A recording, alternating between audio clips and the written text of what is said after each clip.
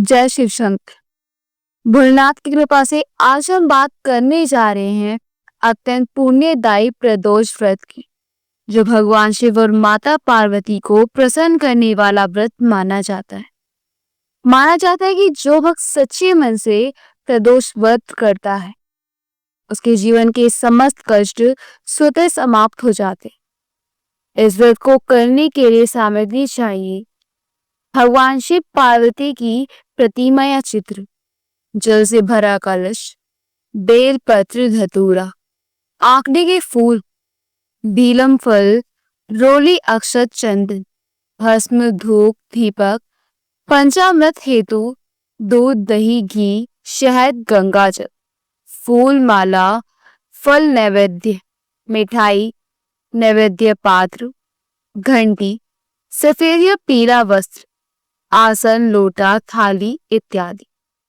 व्रत की पूजा विधि: सुबह स्नान कर स्वच्छ वस्त्र धारण करें और व्रत का संकल्प लें। शाम काल प्रदोष काल में पूजा स्थान को गंगा जल से शुद्ध कर भगवान शिव पार्वती की स्थापना करें। सबसे पहले गणेश जी का स्मरण करें, फिर शिव जी को पंचामृत से स्नान करें। बेलपत्र, बिल्व फल, चंदन, पुष्प, भस्म धतूरा आदि अर्पित करें। ओम नमः शिवाय मंत्र का जाप करते हुए धूप व दीपक जलाएं।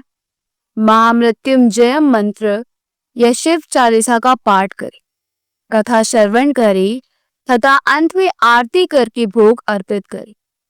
रात्रि में फलाहार या जल ग्रहण कर व्रत का पारण करें। भगवान शिव की कृपा पाने वाली पवित्र कथा। बहुत प्राचीन समय की बात है।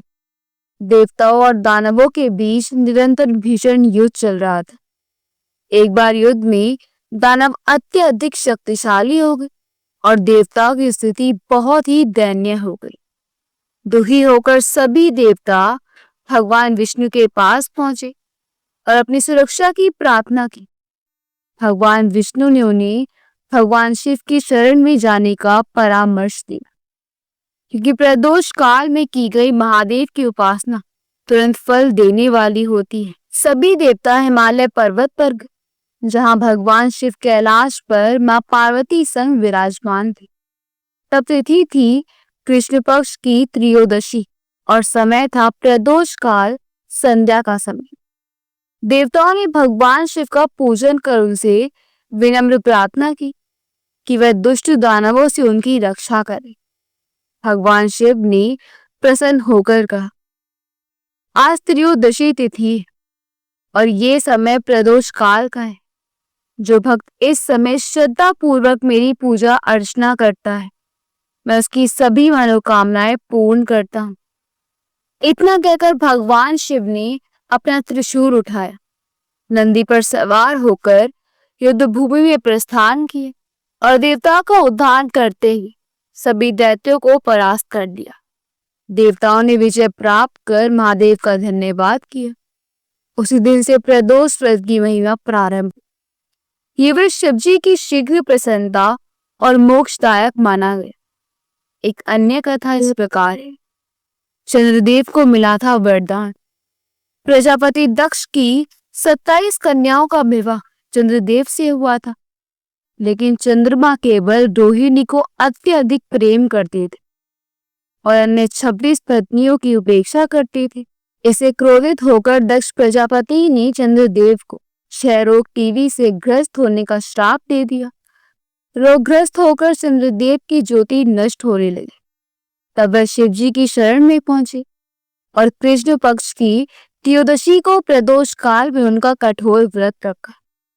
शिव जी ने प्रसन्न होकर कहा, चंद्र, आज प्रदोष तिथि पर तुमने मेरे प्रति जो सच्ची भक्ति दिखाई है, उससे मैं प्रसन्न। मैं तुम्हारे रोग को शांत करता हूँ। तुम अब से पुनः कल्याणकारी और अमृत में ज्योति फैलाओ। इसी वरदान से चंद्रमा रोग से मुक्त हुए और पूर्ण प्रकाशमान। इसलिए शिव जी के मस्तक पर चंद्रदेव को शोभायमान रहने का सौभाग्य प्राप्त हुआ।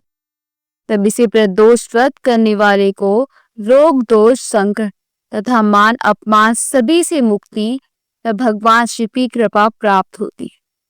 प्रदोष व्रत करने से कठिन मनोकामनाएं पूर्ण होती हैं। विवाह में विलंब हो तो शीघ्र योग बनते हैं।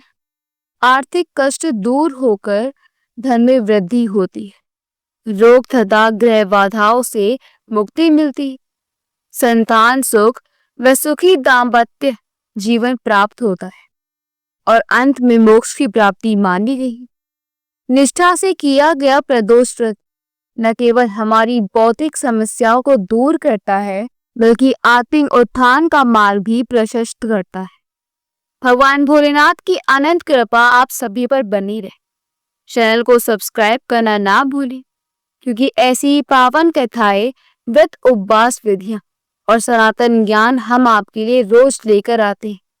हर हर महादेव।